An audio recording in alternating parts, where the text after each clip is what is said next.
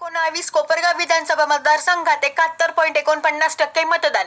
भारत निवडणूक आयोगाने घोषित केलेल्या निवडणूक कार्यक्रमानुसार कोपरगाव विधानसभा मतदारसंघात बुधवार दिनांक 20 नोव्हेंबर रोजी मतदान पार पडले आहे। 219 कोपरगाव विधानसभा मतदारसंघातील 272 मतदान केंद्रे येथे मतदान प्रक्रिया पूर्ण झाली आहे। कोपरगाव विधानसभेत ईव्हीएम मतदान मशीनद्वारे एकूण मतदान टक्केवारी 71.49% इतकी झाली। मतदान प्रक्रिया पूर्ण करून परतणारे मतदान केंद्रावरील केंद्राध्यक्ष, अधिकारी, कर्मचारी, पोलीस शिपाई यांची गुलाब पुष्प देऊन स्वागत केले।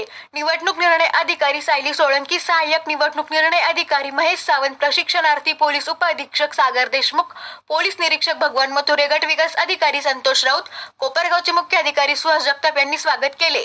219 कोपरगाव विधानसभा मतदारसंघातील 71.49% मतदान झाले असून यामध्ये पुरुष 1,73,094, महिला 99,679 तर इतर 4 असे एकूण 2,07,077 इतके मतदान झाले आहे। या प्रसंगी पोलीस प्रशासनाने चोख बंदोबस्त ठेवला होता। कोपरगाव विधानसभा मतदारसंघात शांततेत मतदान पार पडले आहे। आज एकूण सकाळी 7 वाजल्यापासून सर्व मतदान केंद्रावर मतदान सुरू झालेलं होतं आणि at the close of poll सायंकाळी 6 वाजेपर्यंत आपल्याकडे साधारणतः 71.49% मतदान झालेलं आहे।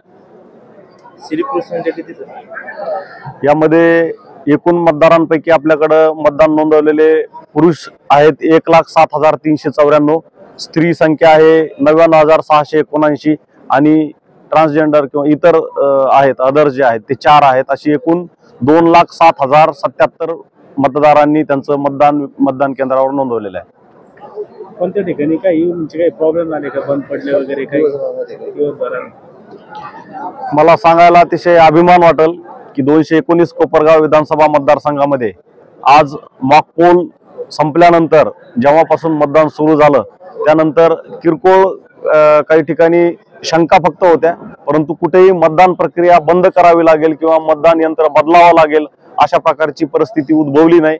आणि याचं सर्व श्रेय आमचे अपर जिल्हाधिकारी महोदय आहेत श्री कोळेकर साहेब आणि माननीय जिल्हाधिकारी महोदय आहेत सिद्धरामजी सालीमठ साहेब यांनी जे प्रशिक्षणासाठीचं आम्हाला नियोजन केलं होतं, जी प्रेरणा दिली होती, त्यामुळं सगळ्या पोलिंग ऑफिसरला आपण चांगल्या प्रकारे प्रशिक्षण देऊ शकलो आणि त्यामुळं आपल्याला मतदान यंत्रामध्ये कुठेही बिघाड आपल्याला आढळला नाही। आता पुढे जे मतदान यंत्र आपल्याकडे आलेले आता जमा आले 2-3 दिवस आपल्याला निघायला बाकी, त्याची सुरक्षा संदर्भात माहिती द्या। मतदान यंत्र जे आहेत इलेक्ट्रॉनिक वोटिंग मशीन मतदानानंतर त्याची सुरक्षा करणे आमचं सर्वोच्च प्राधान्य आहे आणि त्यासाठीचं सर्वतोपरी नियोजन आम्ही केलेलं आहे।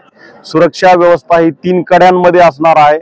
पहिलं कडा असणार आहे की CRPचं एक सुरक्षा कडा असणार आहे मतदार सुरक्षा कक्षाच्या बाहेर, त्यानंतर SRPचं एक सुरक्षा कडा असणार आहे आणि त्यानंतर स्टेटची पोलीस एक आपल्याकडे असणार आहे, त्यांचं पण एक सुरक्षा कडा असणार आहे। असं त्रिस्तरीय सुरक्षा व्यवस्था आपण त्या ठिकाणी केलेली आहे आणि यामध्ये CCTV कॅमेरे आहेत, सशस्त्र पोलीस दल आहे, चारी बाजूने 24 तास आपल्याकडे फेरा राहणार आहे। आणि या व्यतिरिक्त आम्ही अधिकाऱ्यांच्या देखील या ठिकाणी ड्युट्या लावलेल्या आहेत की प्रत्येक 8 तासाला अधिकारी बदलतील, परंतु ते देखील त्या सुरक्षेच्या दृष्टीनं या ठिकाणी उपस्थित राहून सुरक्षा व्यवस्था चोख आहे का नाही हे पाहतील।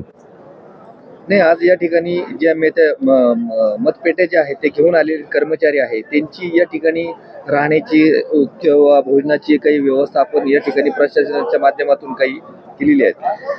मतदान केंद्रावर दिवसभर मतदानाची प्रक्रिया अवलंबून आलेले मतदान कर्मचारी जे आहेत त्यांचं श्रम आहे ते निश्चितच वाखाणण्याजोगं आहे।